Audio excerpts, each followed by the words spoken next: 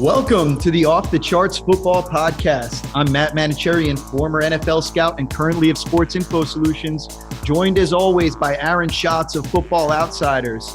Aaron, would you give us a quick word about the great products that Sports Info Solutions and Football Outsiders have for sale on footballoutsiders.com? Absolutely. You should remember you're going to hear a lot of really interesting charting data on this podcast, and a lot of it is available, updated every week. The NFL charting package at Football Outsiders for just $40. You'll get updated stats every week on pass pressures, on play action performance for both offense and defense, broken tackles, cornerback coverage rates, receiver drops, a lot of different stuff, just $40 for the year. We also should mention our weekly fantasy projections powered by Sports Info Solutions data. You get projections at all 6 major fantasy positions. Quarterback, running back, wide receiver, tight end, kicker, and defense. $30 gets you for 1 year weekly fantasy projections, and those are both available by going to footballoutsiders.com/store. And I've got to mention one thing that I love about the way that you've packaged it is that if you get this, we're halfway through the season. We know if you get it for the second half of this season, you'll have it alive until this time next year. So through October of next year, you can have all of your preseason stuff already taken care of. The subscription will be from the time that you get it 1 year, not just lasting you through the end of the season. Really cool thing. Aaron's trying to get the data into your hands, trying to move the conversation forward. Definitely check that out. As we move into the podcast, the NFL trade deadline has come and gone, and it was a doozy. It seems like it's getting bigger and bigger every year. What were your big takeaways from the trade deadline, Aaron? Yeah, I think when you move the trade deadline back, you make more teams into sellers. Although I thought the most interesting thing about the trade deadline was the way that teams that are still in it were trading players away. I thought the most interesting thing is Detroit and Green Bay are still in the running. They're not out of it by any means. And yet to trade Golden Tate and HaHa Clinton-Dix, I mean, Green Bay trading Ty Montgomery was not a big deal because after the mistake he made last week, I think a lot of people thought he was going to be cut. But They traded their starting safety without a clear replacement.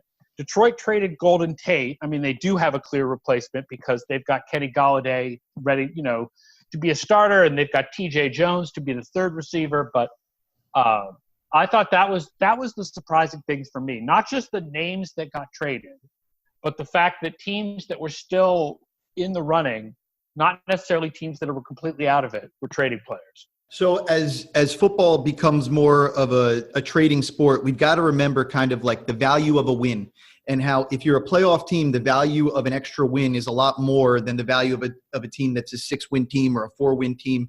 It really doesn't matter if you win a game now, so you'd like to trade it for that future value.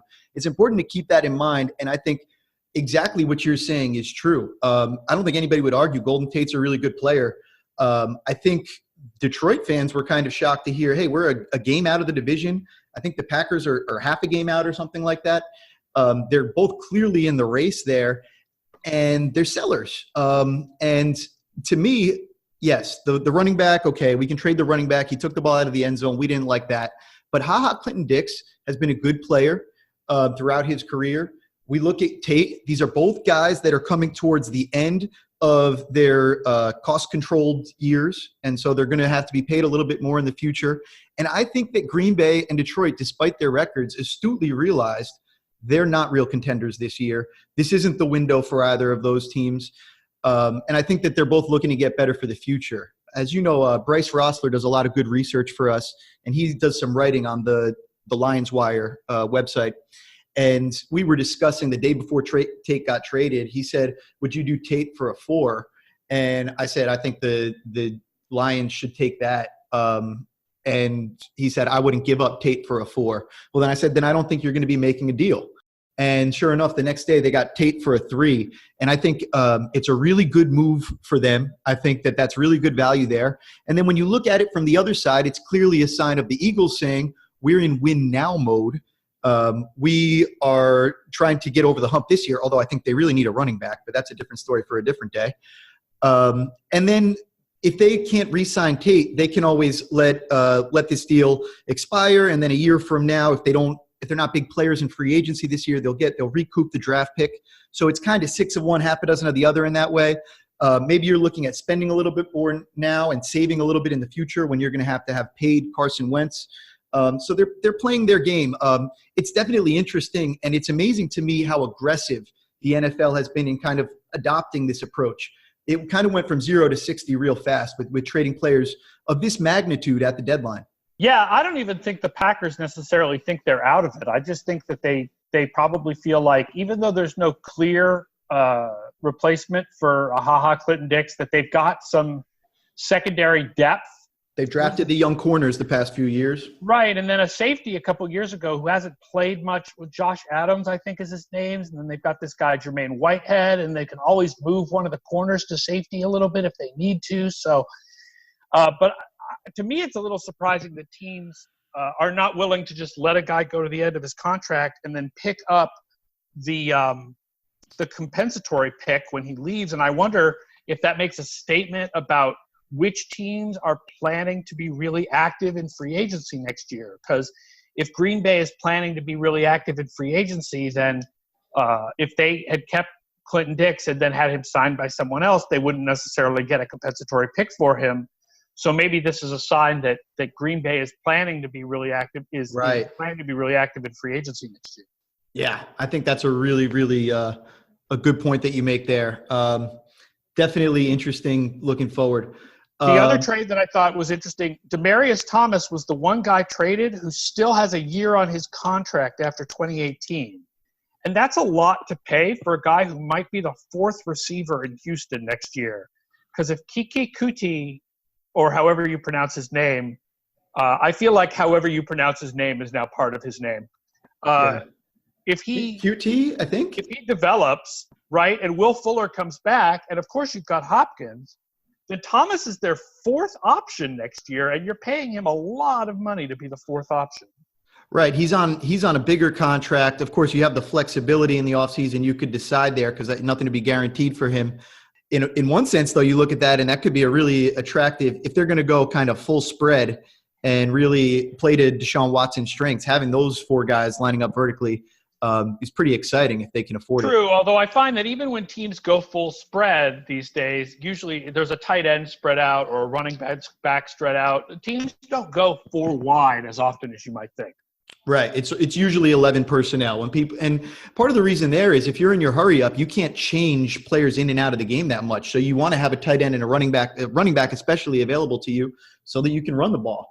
Looking around at the other side of the big news lately, the Browns made the coaching change. They fired Hugh Jackson and Todd Haley. Nobody won the power struggle except maybe Greg and Blake Williams.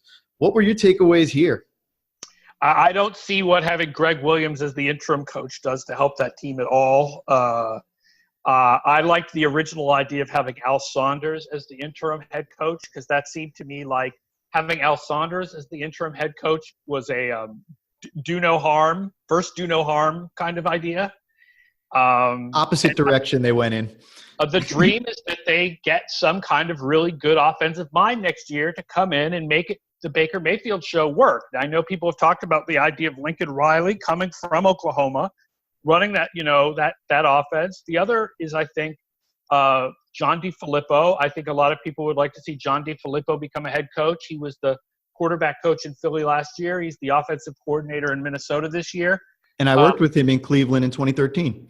So, yeah, he's got some Cleveland background there. But, I mean, I hope that the Greg Williams thing is interim and it just stays interim. God, I want to see Cleveland get its act together so badly. Yeah, they're not even your team, and you fan out a little bit about them. You know, partly because of the analytics and partly because I just hate seeing teams struggle for so long. Like, it's such a great story when a team that struggled for so long becomes good. When Cleveland finally becomes good, it's just going to be so satisfying for those fans. You want it to happen. Yeah, well, good news is Mayfield. And so in one sense, I look at this and I think, okay, big firings, you know, the two guys going down at once, whatever. It seems like Cleveland being Cleveland. And then on the other hand, I think maybe Dorsey has things under control.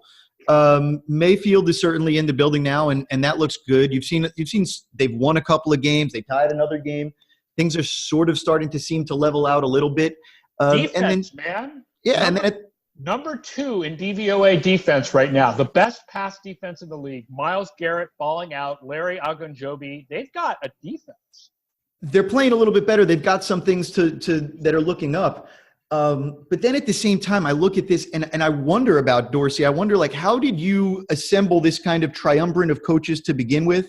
The Hugh Jackson kind of forcing Todd Haley and Greg Williams upon him is what it seems like to me. And if you watched Hard Knocks, or if you have really like a lot of anybody who knows either of these two assistant coaches, you know that they're about as abrasive as they get. Maybe good coaches, but about as abrasive as they get. And it just seems like, why are you making Greg Williams the head coach right now? If you have this under control, wouldn't you go with the Al Saunders move, like you're saying? Wouldn't you do something that would not risk alienating your team at this point? So that's the part where I'm like, maybe it's not a big deal, or maybe this is just still the same old Browns, and I'm really not sure. At the end of the day, it's the same owner, and my experience is that until that guy gets fixed, your Knicks and your Browns are going to have a hard time. Yeah, I want them to go just totally redo the coaches in the offseason, and I'm a big believer in let the head coach pick his assistants. You want assistants that he knows he can work with. So the one funny thing was Greg Williams at his first press conference, everybody was shocked to find out that according to Greg Williams, he's been offered like 11 head coaching jobs or Does something. That count the UFL? So I thought it was great. People are going to get to know Greg Williams, and he is a good coach. He certainly knows the X's and O's and stuff like that. I think that people will learn that he's definitely about him, that he's definitely an interesting guy, but he is consistent, because he might be saying that he's gotten, he turned down 11 offers and 4 of them were like sight unseen. And he's been saying this as long as I've known him, for 10 years. So for all of the funny things that we'll hear coming from Greg Williams, he's nothing if he isn't consistent. I'll tell you that. Everybody knows the same Greg Williams that knows the guy. Yeah, I'll say one other thing just about the Cleveland defense, not about Williams himself. He's coordinating a really good defense this year, but it's sort of fascinating. Last year, Cleveland in defense was 4th against the run and 27th against the pass. This year, Cleveland on defense is 27th against the run and 1st against the pass. It's sort of this weird thing we've discovered where run defense is kind of more predictive of the next year than pass defense, but it itself is not necessarily consistent. It's weird stuff happens with defense and its unpredictability, but the Cleveland defense has been the opposite this year of what it was last year, other than, Myles Garrett being awesome. So you're saying that your run defense in one season might be more predictive of your pass defense the following season than of your run defense in the following season? Yeah. Wow. It's weird, but it's more predictive of your total defense than of your run defense necessarily itself. There's a lot of inconsistency from year to year in run defense. And yet, when we built our little model that predicts, one of the reasons we had Cleveland predicted as a top 10 defense this year was that they had this high run defense last year. And one of the reasons we had Jacksonville falling back into the pack a little bit was that their run defense was really bad last year. And in fact, Jacksonville has fallen into the pack a little bit. They're only 8th in defense this year. That's really fascinating. We'll have to circle back on that one in the future, because I definitely want to draw that out a little bit.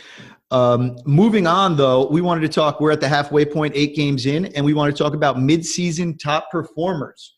So we are going to touch on 5 different positions today. The first one being the most important position on the football field, the quarterback. Aaron, who do you have as your top performers at quarterback for the first half of the season? Oh, well, Patrick Mahomes is so far ahead of everybody else. Patrick Mahomes is on pace to be only the 5th quarterback to have at least 2,000 passing DYAR in one season. He's currently at 1,100, and I think the next one down is something like 800, 803 for Drew Brees. So Brees and Rivers have been excellent, but we have Mahomes as the best quarterback of the year. Yep. Those are the 3. You look at it at just about any category. In terms of IQR, the Brees is 4th, Mahomes is 3rd, Rivers is 1st. Points earned per attempt, Brees is 3rd, Rivers is 2nd, Mahomes is 5th. Positive play rate, Brees is 1st, Rivers is 2nd, Mahomes is 3rd. You look just category after category, these guys are in the top 5 in just about everything. The only thing that's a little bit of a slight for Mahomes relative to, say, Breeze. Breeze leads the NFL. Just 0.4% of his passes have been intercepted. Mahomes 14th at 2.1%. So if you're gonna slight him just the slightest little bit, it'd be that. But I'm with you. The amount that he has created offensively has been kind of silly this year, and really making him look like one of the great draft picks that we've seen in the past few years. Breeze has a completion rate of like 77% this year, which, I mean, even with the amount of short passes that he throws, is kind of insane. I'm going to guess that the other player who's in the top 4 for IQR is probably Fitzpatrick, which I think we can somewhat write off as small sample size. Would that be correct? That's for sure true. It is. Ryan Fitzpatrick was second in IQR at 124 in the first half. He's first in the NFL in yards per attempt at 10.8. But you have to strip off your minimums if you're going to count Ryan Fitzpatrick in the same conversation as these other guys. It is funny if you do. Just looking at the rate stats, if you did a blind sample, Bryce brought this up. You eliminate the names and you look at the rate stats. You see Ryan Fitzpatrick, first in yards per attempt, second in IQR, first in points earned per attempt, fourth in positive play rate. He's up above those guys in every category. Again, except interceptions, he's up at 3.5%, which places him at 32nd in the NFL. So if you kind of did like a blind poll, you might see Fitzpatrick get votes. But like you said, definitely attributable to small sample size. And as happens with Ryan Fitzpatrick, the interception rate tends to hurt. Yeah, I have a feeling he'll fall back into the crowd. Who do you have at running back? We have Todd Gurley in value as the best running back in total value. We have Todd Gurley as the best running back in the league this year. No argument from me there. One way that we could also look at it, though, I looked at it as a runner, specifically on the ground running the ball, who's been creating the most value. And a relatively surprising name for me was Melvin Gordon that came up. He leads the league with 7 points earned per 100 carries. The only other back who comes close is Marlon Mack with 6. And the third best back, Kerryon Johnson, doesn't even have 3 points earned per 100 attempts. So Gordon creates more points earned per rush than all but the top 10 quarterbacks per throw. Cam Newton, former MVP, he's at 6.9 points earned per 100 throws under Gordon. Tom Brady, 5 points earned per 100 throws. So even though we say passing is more valuable than running, Gordon's been more valuable per rush than most quarterbacks have been passing the ball. Now, we have Gordon a little lower because we have Gordon taking a huge hit from strength of schedule. Right. And I'm looking at the raw numbers over here, not taking that into account. So it's good that we're looking at it kind of a couple of different ways. But we have Mack and Johnson really high. Mack is number 1 in rushing DVOA with a minimum of 64 carries, and Kerryon Johnson is number 2. Mack, I will also point out, number 1 in success rate, our running back success rate, which uses slightly different baselines than regular success rate. But he is a 62% success rate there, which is number 1 for players with at least 64 runs. But the thing is, that's ridiculous. 62. You have to give Gurley credit. You have to give Gurley credit for being so good with so many carries. Right. Because Gurley is so good and also has 35 more carries than anyone else. And that is worth something, that he can continue to play at that level, right? Usually you have the larger sample. You expect guys to come back to the pack. Gurley has played at this really high level, number 2 in success rate, despite having 35 more carries than anyone else. NBA Analytics 101, everybody knows about the stat usage. This is analogous to usage in basketball. And as you see usage go up in basketball, you usually see efficiency go down. The guys that can maintain their efficiency as the usage goes up, those are your special players. That's Todd Gurley. I'll tell you what, NBA Analytics 101 is usage, and NBA Analytics 102 is spacing. And we all know that spacing is why Todd Gurley is so successful. If we brought out the percent of men in the box, Gurley would be near the bottom of the league because of the way that Sean McVay runs that offense. Part of why I love Gurley, but still I'm a great believer in quarterbacks as MVP candidates, and I would not vote for Gurley as MVP. He's helped in large part. Ben Baldwin keeps tweeting out these photos of like Todd Gurley running through these obscenely large holes that any running back could run through. So you give him credit for his performance, but you have to give the team around him credit for his performance too. Right, both can be true, and I think that's certainly the case there. One other guy, I'm curious to see where he fell in your rankings. Nick Chubb. We have him at first in the league in yards after contact per attempt with 5.4 and broken tackle rate at 45%. Carlos Hyde, 8th and 11th in those categories, so it makes sense that he was traded and Chubb hung on. What do you guys have in terms of DVOA on Chubb running the ball? He's at 22%, which is he's second on the secondary table. So the guys under 64 carries, he's second on that table. If you included him on the main table, then he would be 5th behind Mack, Johnson, Aaron Jones. And no, he'd be 4th behind Mack, Johnson, and Aaron Jones. So he's been very good. We'll see what happens as he's becomes the regular runner and the sample size goes up. But he's been very good so far. I love it when names like Mack and Johnson come up in this sort of a conversation, because I don't think people think of Mack as being one of the top running backs, and he's been just that over the first half of the season. And when it comes to Johnson, I think people have watched and said, man, this guy's good. And this is a case where you say, oh, the numbers really back that up. He really is good. I think Detroit fans rightfully complain every time another running back gets the ball. Yeah. The wide receivers, we have as the number one in value, we have Adam Thielen. As the number one in value per play with a minimum of 32 passes, we have Calvin Ridley, followed by Tyler Lockett and Will Fuller. Interesting. Lower volume guys there for sure, but Ridley's been awesome right off the bat there. Our guy that we had just edging out Thielen in terms of points earned is none other than the maligned Odell Beckham Jr. He's done a ton of stuff despite his struggling quarterback, leads the league in points earned with 36 by about 2 points. Second best is Thielen. But in terms of points earned per target, Beckham's way ahead. And when you couple that with the struggles that the Giants offense has had and the inferior quarterback play and the level of focus that Beckham gets on defense compared to Thielen, who's arguably his team's number 2, the way most defenses treat them, Beckham gets the nod for us as leading the NFL in points earned despite all that. Yeah, we have Beckham much, much further down, but I do think that is a demonstration of some of the problems that things that we've still never been able to solve in DVOA regarding splitting receivers from their quarterbacks that require a lot of charting in order to properly do. And I think that I don't think that Beckham's rating in our stats is really demonstrative of how good he's been this year. So you make I would still put Thielen above him, but I think he should be higher than where we have him ranked.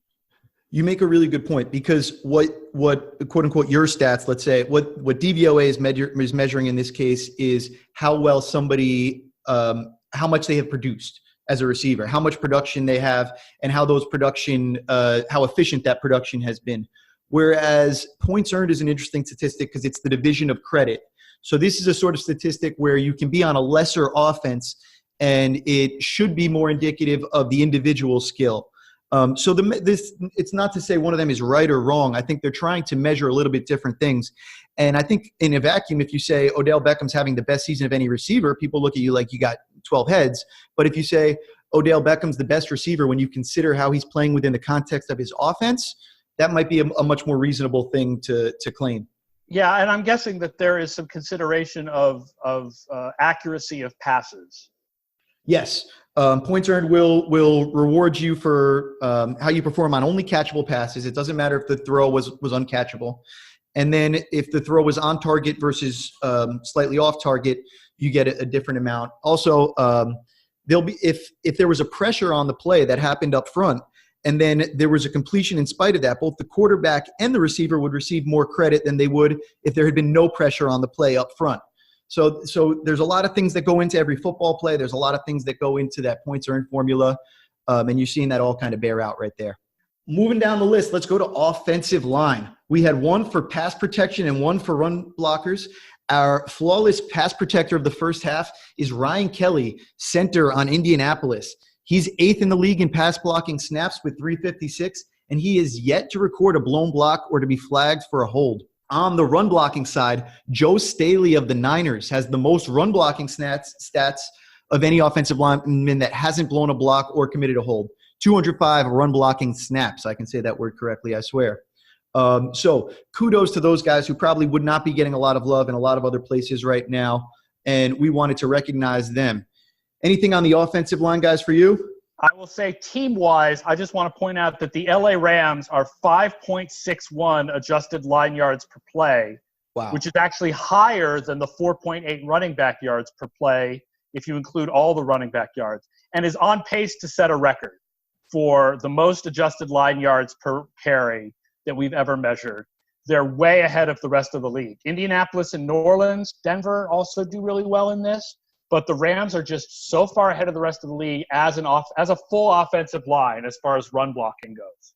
And remind me, and the people, what would be a typical adjusted line rate be? What would be an average score for the league or something like that? Well, it's normalized to whatever the average running back yards per carry is for the league. So on average, the entire league will have the same adjusted line yards as running back yards. So, roughly half the teams are going to be higher in adjusted line yards, and roughly half the teams are going to be lower in adjusted line yards. And the Rams are much higher. New Orleans also. New Orleans running backs only get 3.9 yards a carry, but New Orleans has 5.0 adjusted line yards per carry, and they are number one in the league in preventing runners from being stuffed for a loss or no gain, only 13% of carries. Two really good offensive lines, two really good offensive systems that probably help those offensive lines function. All right, let's finish off with our last position that we wanted to talk about, the edge rusher. Over on our side this year, we have our best pass rusher going to a guy we brought up, D. Ford of Kansas City. He's got a 16% pressure rate on the season, only behind F.A. Odaba of Carolina and New England's Kyle Van Noy amongst players with 50-plus rushes. But those guys are just third down specialists. D. Ford is on the field mostly every play. He is our best pass rusher award. Van Noy is not a third down specialist, but he tends to not rush the passer except on third downs. He's playing a standard linebacker on first and second down. Right, he's playing off the ball. In terms of the run stopper, our number one run stopper this year, a guy who we saw against New England on the Monday night game, Shaq Lawson of Buffalo. Lawson leads all edge players in points saved per snap with 4 per 100 snaps. The next best mark is about half of that. So Shaq Lawson really has been making an impact in the run game as an edge defender this year. Somebody that, again, would not get shouted out in a lot of places, but we want to recognize the work that he's doing. I think what's remarkable about the pass pressure count from Sports Info Solutions is that 2 of the top 3 players in pass pressures are interior linemen, Aaron Donald and Fletcher Cox, along with D. Ford. And that is really rare to see interior linemen ranked that high. But Aaron Donald is a special player, and Fletcher Cox is a special player. He gets 1 special. Aaron Donald gets 2 specials. I agree with you there. It reminds me, probably a year or two ago, we looked at J.J. Watt, probably 2+ years ago. We looked at J.J. Watt as being somebody that was really special, and just his stats were all kind of different on that side of the ball. Aaron Donald is certainly that dude right now. Usually you're looking into the teens or the 20s to find the top-ranked guy in pressures that's a defensive tackle. And there he is at the top of the league. Really awesome stuff there. And your mention of Shaq Lawson, I just want to give some credit to Sean McDermott for the Buffalo defense. Their offense is so historically horrendous that I don't think people realize how good their defense is. Maybe they realize it a little bit if they watch the Monday night game with the Patriots, but Buffalo is 4th right now in defensive DVOA, and they're getting really good performances from guys who most people had never heard of, whether it's Shaq Lawson or Matt Milano.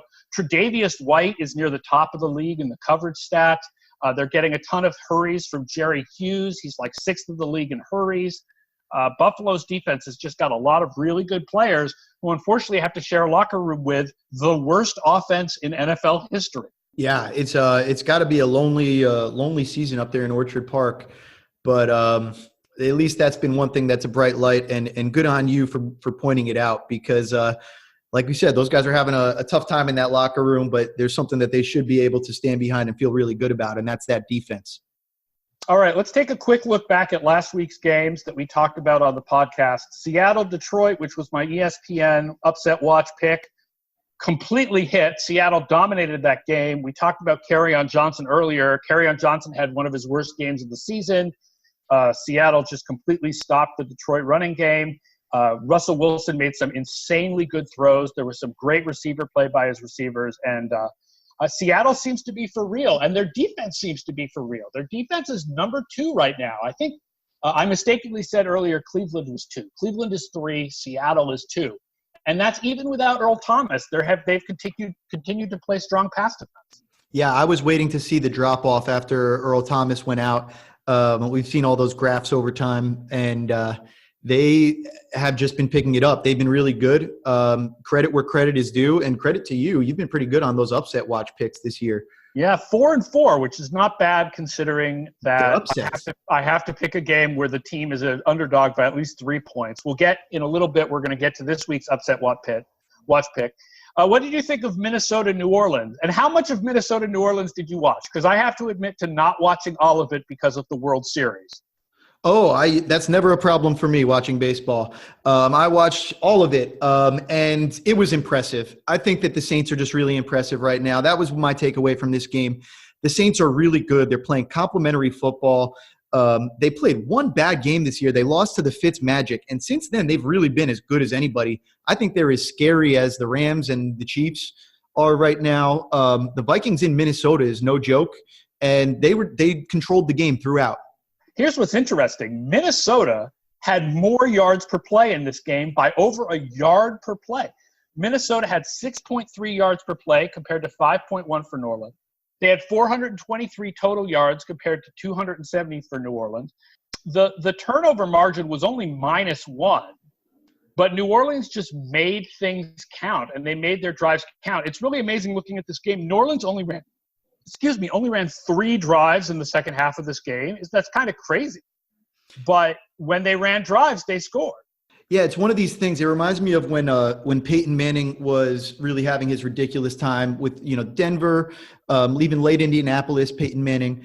When teams would try to play them differently, they would try to keep the ball on the ground. They would try to make the game be played at their pace instead of at Peyton Manning's pace. And we saw him adapt and kind of embrace playing that style of the game. Okay, I'll only get the ball 6 or 7 times. I'm going to score 6 touchdowns on those drives and kind of beat you at that game. That's what I thought was going on here with the Saints. This was a game where they were largely playing from ahead.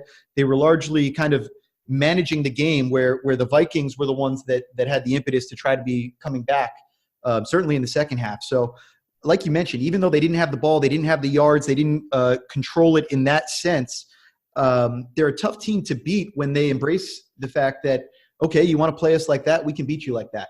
Carolina-Baltimore was by DVOA, Carolina's best game of the year, Baltimore's worst game of the year. It's interesting. It'll be interesting to see whether the lessons of this game sort of extend past this game, especially as far as Baltimore playing badly, but they really had their heads handed to them. Yeah, 2 weeks ago, I said that the Ravens were for real and the Panthers were fake, and I was dead wrong. So I put on the film last night, and I spent a couple hours with this game. I'm still not convinced that the Panthers can compete with Los Angeles, New Orleans, and that they're a real contender in that sense. But they dominated Baltimore up front on both sides of the ball. This was really rushers in Flacco's face all over the place. He never had a chance in the game. And then on the other side of the ball, it's not like they were doing anything exotic. They weren't stretching the field against the Ravens. The Ravens secondary is just fine. But they got a couple of short fields, and Cam Newton is really, really a tough guy to defend in the red zone. His skill set is that much extra difficult. So I thought this game, the Panthers were better than the Ravens. They're not fake. They're certainly not fake if the Ravens aren't fake. But this was a game where the line play decided everything, and Flacco looked more like Bortles than the guy that he's looked like over the past month. And then finally, we talked about Denver versus Kansas City, and it was another close. Denver kept it close again, but they lost to Kansas City again. And, I mean, Denver continues to be much higher in DVOA than in conventional wisdom because they've had this season where they keep losing close to really good teams. They played the twice to Kansas City, yeah. And once to the Rams. They played the second hardest schedule in the league. And people keep talking about, that they lost to the Jets by a good amount. Well, the Patriots lost to the Lions by a good amount. Like, everybody has a game like that. Denver had a game like that. What's remarkable to me about Denver is the way that their offense is totally driven by the running game, where they're number 2 in run offense DVOA and 24th in passing the ball, which I think is about what Case Keenum has looked like. But, Kansas City just continues to march on, and Kansas City is our Super Bowl favorite right now. We have Kansas City ahead of the Rams in our playoff odds because Kansas City has a higher rating because they played a much harder schedule than the Rams so far. Yeah, Denver and Detroit, two teams that lost of the 4 games we were watching last week, two teams that made trades to seemingly recognizing that their season is on the outs.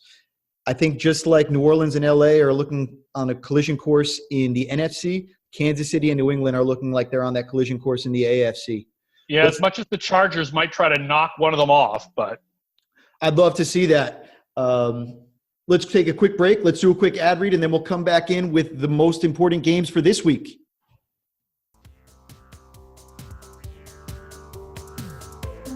The Off the Charts Football Podcast is brought to you by the Sports Info Solutions Data Hub, located at SISDataHub.com. The SIS Data Hub is an interactive tool that allows you to tap into the vast Sports Info Solutions database to find answers to almost any question imaginable. Want to know which quarterback performs the strongest in 11 personnel against man coverage while under pressure in the fourth quarter of a one-possession game? Answers are just a few clicks away at SISDataHub.com. The SIS Data Hub is also the only place to view exclusive proprietary statistics like points added, positive play percentage, and independent quarterback rating. By combining this with the ability for the user to add an unlimited number of filters based on SIS charting data, the Data Hub is a trusted tool for coaches, scouts, and the media, and it could be yours too. Right now, for a limited time, you can get a free 1-week trial to this revolutionary database when you go to SISDataHub.com and register for an account. That's SISDataHub.com.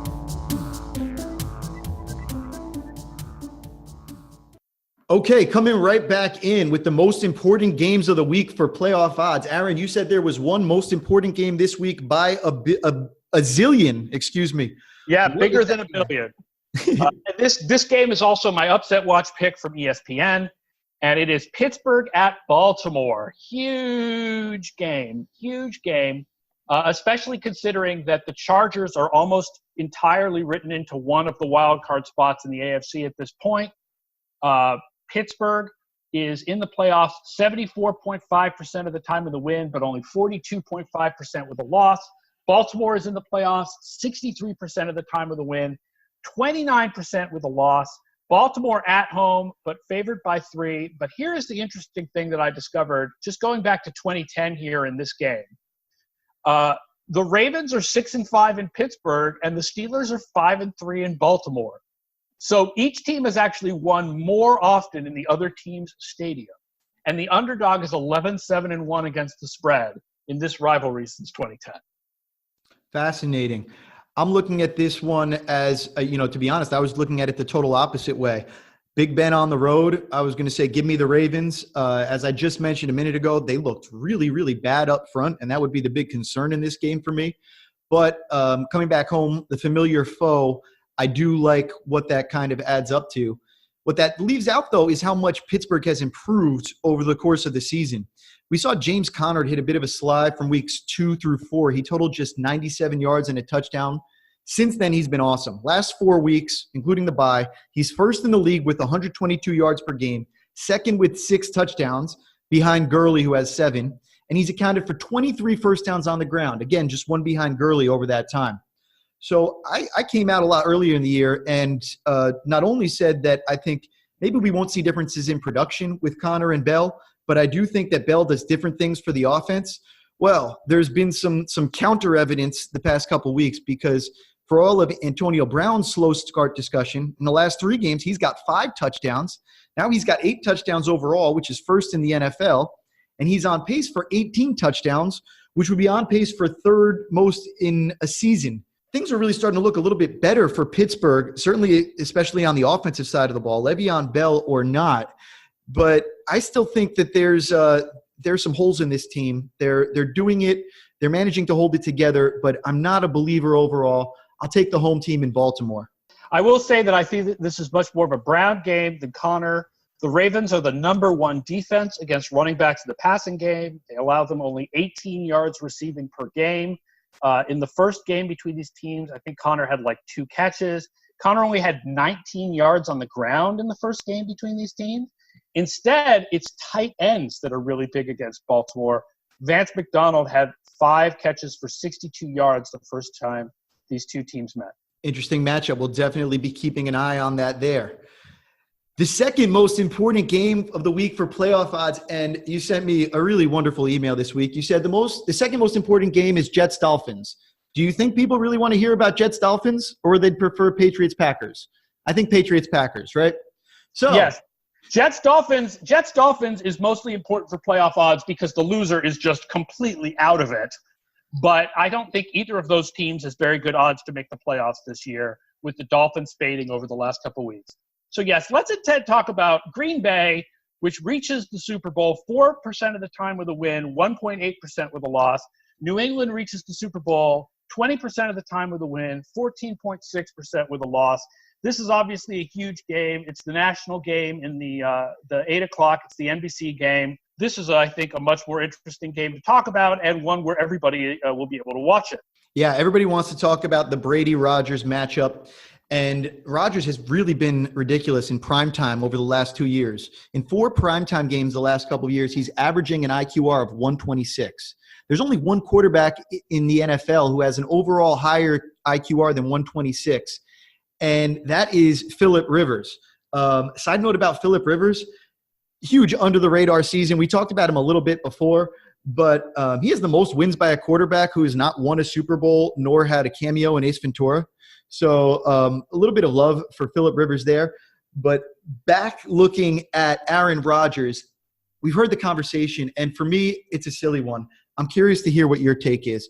People want to compare these quarterbacks. Who's the better player? For me, I really won't even listen to a conversation that puts Brady ahead of Rodgers today, who you would rather have play a game today. But I am curious to hear, who is the better quarterback? Who do you think's a better quarterback throughout the course of their careers? Is it Tom Brady or Aaron Rodgers? You're drafting these guys, and they're in the same draft, and you get hindsight 2020. Who do you want with the first pick? Oh, I want Brady, because if I know that my quarterback is going to play until he's 41 years old at a top level, I mean, we don't know what Rodgers is going to play like in the last 6 or 7 years of his career. We know what Brady's like in the last 6 or 7 years of his career. He's had the best longevity of any quarterback in history.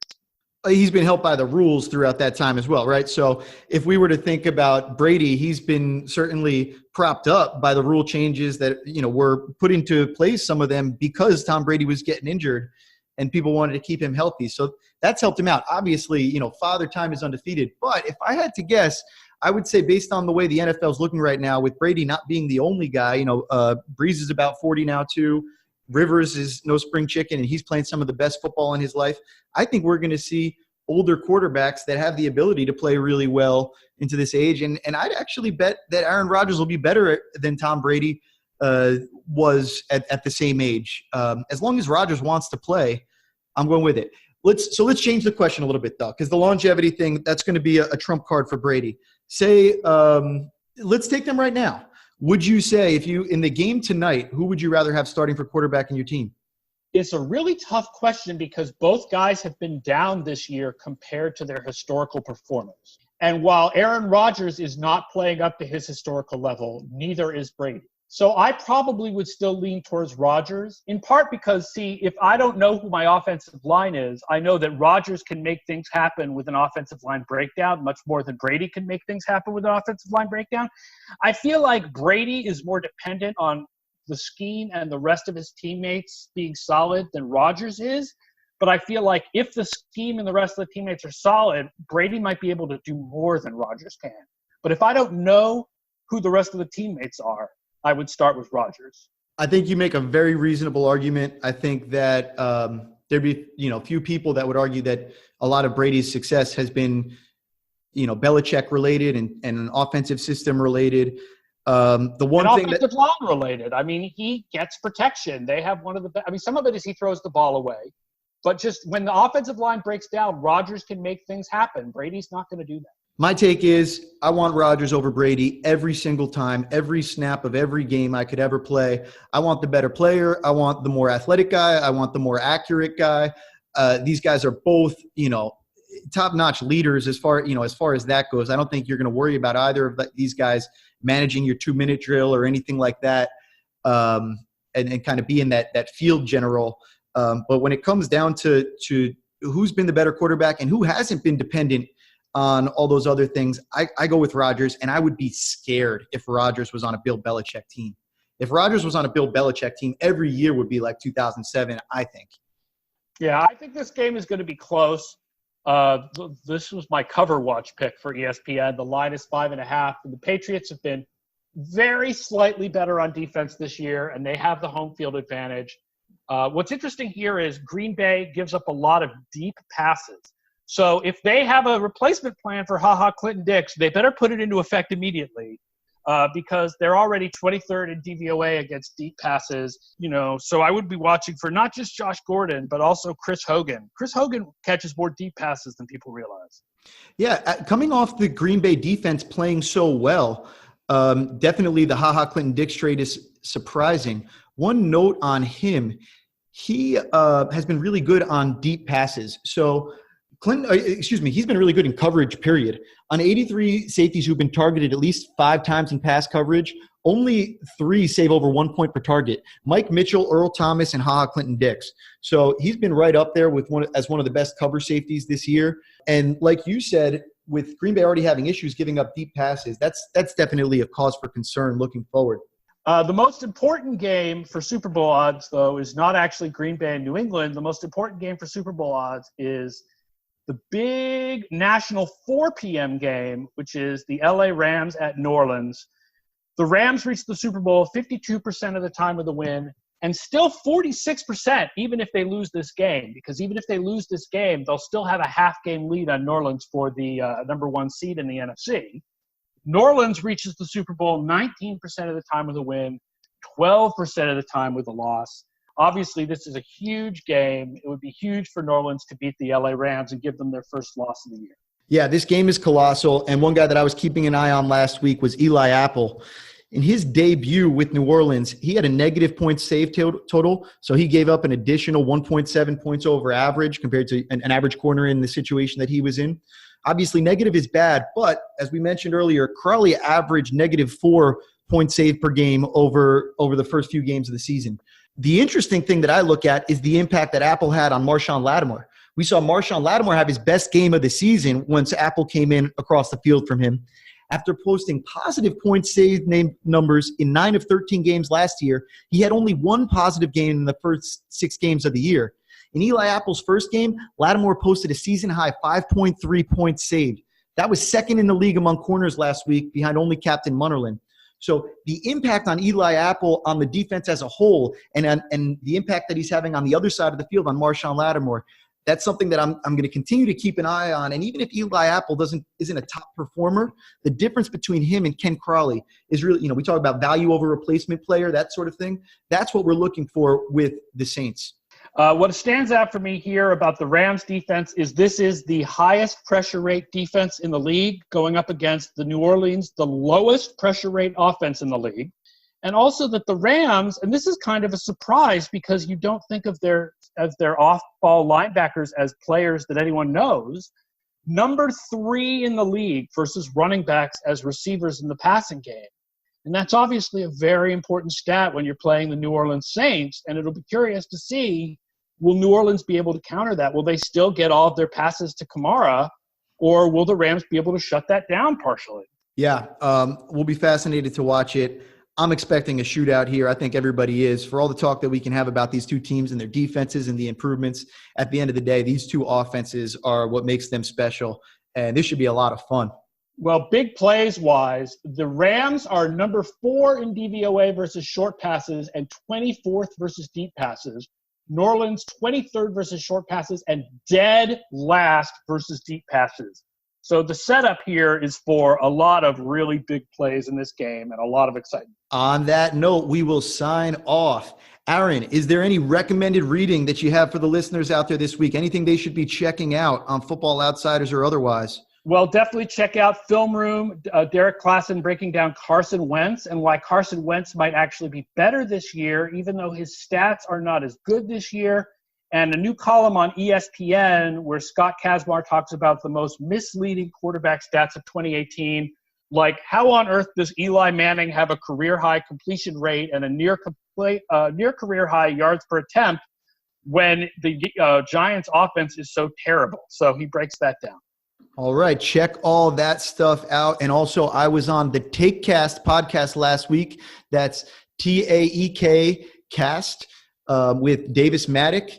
We got a lot of positive feedback from it. We talk a little bit about the NFL and my scouting past and what some of the things that we're doing over at SIS. Less day-to-day NFL type talk like we do on here. A little bit more of a deep dive type of interview. Check that out. I thought it was a really interesting listen, and Davis does a great job over there. All right, everybody, have a great weekend. Enjoy the big games, and we will see you next week.